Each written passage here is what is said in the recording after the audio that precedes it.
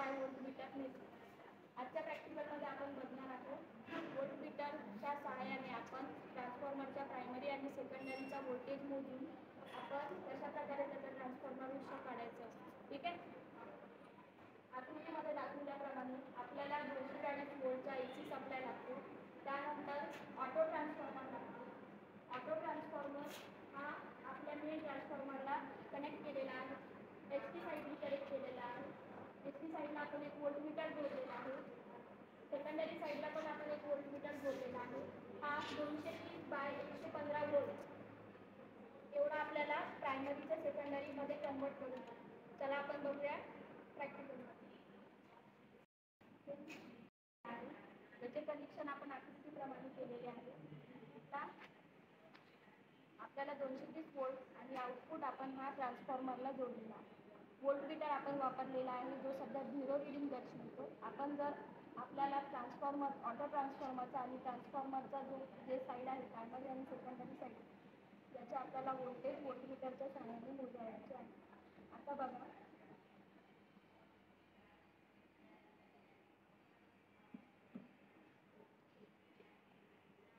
आपण supply start केलेला आहे. ऑटो ट्रान्सफॉर्मरच्या सहाय्याने आपण व्होल्टेज वाढवित आहोत. वाढवलेला व्होल्टेज आपल्याला या व्होल्टमीटरमध्ये दिसणार. व्होल्टमीटरच्या सहाय्याने आपण ऑटो ट्रान्सफॉर्मरच्या इनपुटचा सप्लाय मोजणार. इनपुटला आपल्याला 235 व्होल्ट मिळत आहे. आउटपुटला सध्या आपल्याला 0 व्होल्ट मिळत आहे. ठीक आहे. त्यानंतर आपल्याला हळूहळू हा किंमत वाढवायचा आहे. आकृतीमध्ये दाखवल्याप्रमाणे आपल्याला सुरुवातीला याला 100 व्होल्टवर स्थित करायचे आहे. तुम्ही बघत आहे व्होल्टमीटरमध्ये वाढलेला व्होल्टेज दिसत आहे.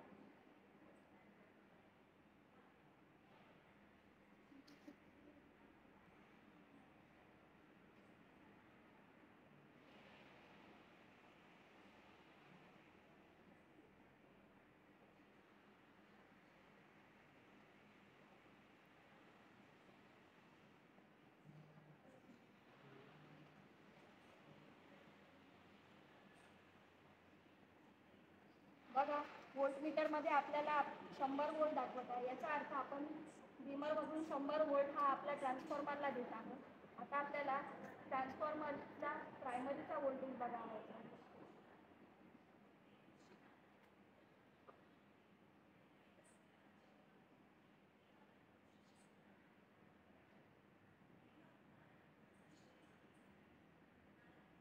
तुम्ही व्होल्टमीटरमध्ये बघत आहे ट्रान्सफॉर्मरच्या प्रायमरीला आपण 100 व्होल्ट दिलेला आहे. त्यानंतर आपल्याला याचा सेकंडरीचा व्होल्टेज बघायचा आहे.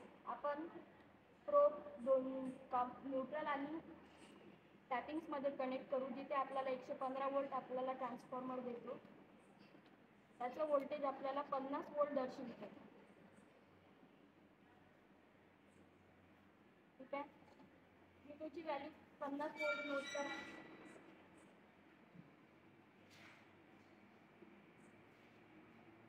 बघा आपण प्रायमरीला 100 व्होल्ट दिलं तर आपल्याला याच्या सेकंडरीला 50 व्होल्टेज मिळत आहे. तर आपलं जे ट्रान्सफॉर्मर आहे ते 230 ते 115 व्होल्ट आपल्याला स्टेप डाऊन करून देतो. या रेशोमध्ये आपण ट्रान्सफॉर्मर घेतलेला आहे. आता आपल्याला सेकंड याच्यामध्ये व्होल्टेज 125 वर स्विच करायचे आहे. परत आपण डिमरच्या आउटपुटच्या साईडला व्होल्टमीटर कनेक्ट करू आणि व्होल्टेज बघूया.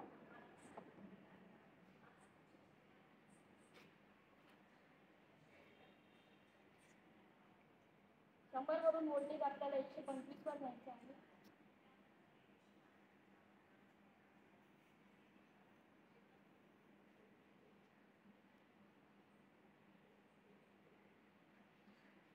बघायला आपण ट्रान्सफॉर्मरच्या सेकंडरी साईडने व्होल्टेज बघूया. आपल्याला V2ची व्हॅल्यू मिळेल.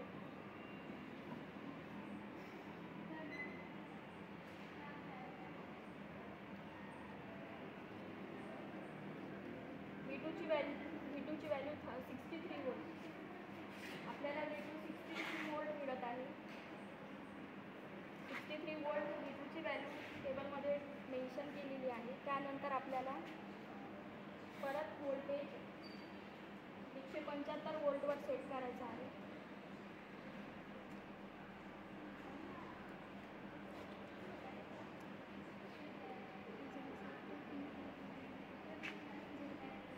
आकृतीमध्ये दाखवल्याप्रमाणे कनेक्शन केल्यानंतर 125 व्होल्टवरून 175 व्होल्टवर आपल्याला सप्लाय न्यायची आहे.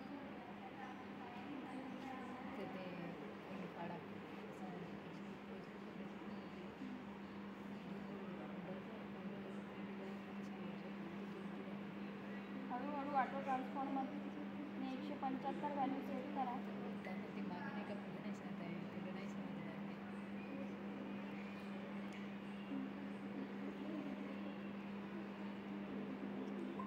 तर वोल्ट मोजल्यानंतर ट्रान्सफॉर्मरच्या सेकंडरीला आपल्याला व्होल्टेज मोजूया.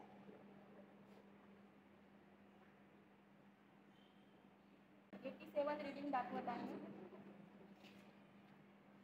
व्हॅल्यू 87.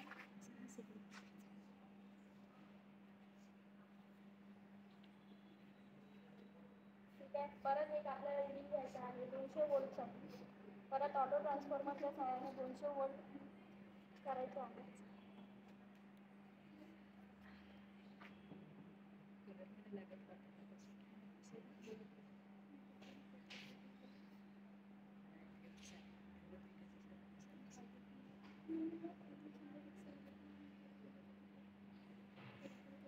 बघा 200 व्होल्ट सेट झालेला आहे. परत आपण ट्रान्सफॉर्मरच्या प्रायमरी साईडला 200 व्होल्ट येत आहे की नाही ते मोजूया.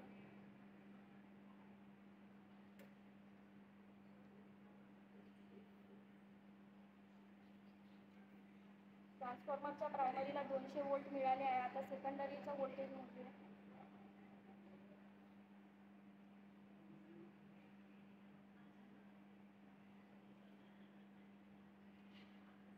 सेकंडरी साईडला आपल्याला 100 व्होल्ट मिळत आहे. त्याची व्हॅल्यू 100 व्होल्ट आहे.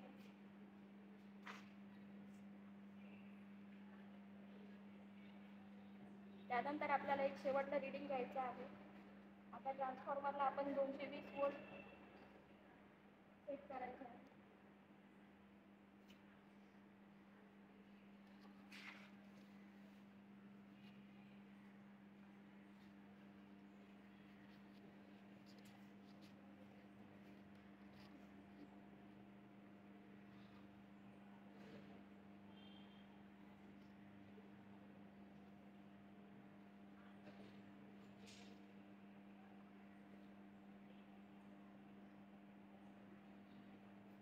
ट्रान्सफॉर्मरच्या प्रायमरीला आपल्याला 220 व्होल्ट मिळाले आहे.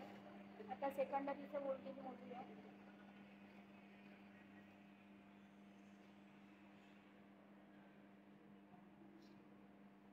ट्रान्सफॉर्मरच्या सेकंडरीला आपल्याला 109 व्होल्टेज मिळत आहे. 109 व्होल्टेजची व्हॅल्यू नोट करा.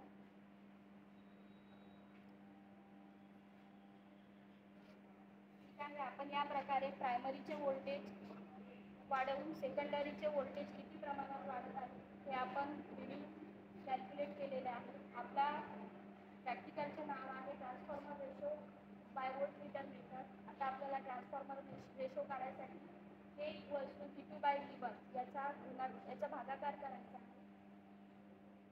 बघा विद्यार्थी मित्रांनो, आपण ट्रान्सफॉर्मरच्या प्रायमरीला विविध V1 व्होल्टेज अप्लाइड केलेला आहे आणि आपल्याला ट्रान्सफॉर्मरच्या सेकंडरीला विविध V2 व्होल्टेज मिळालेले आहे. आता आपल्याला ट्रान्सफॉर्मेशन रेशो काढण्यासाठी V2/V1 यांचा भागाकार करायचा आहे. तुम्ही खाली बघू शकता K=V2/V1 म्हणजे 50/100 बरोबर 0.5. सेकंडमध्ये 63/125 तुम्हाला ट्रान्सफॉर्मेशन रेशो 0.5 एवढा मिळतो. थर्ड याच्यामध्ये पण तुम्हाला 0.49 म्हणजे 0.5च्या जवळपास तुम्हाला ट्रान्सफॉर्मेशन रेशो मिळत आहे. चौथ्यामध्ये पण तुम्हाला 0.5 ट्रान्सफॉर्मेशन रेशो मिळत आहे आणि पाचव्यामध्ये पण तुम्हाला 0.49 ट्रान्सफॉर्मेशन रेशो मिळत आहे.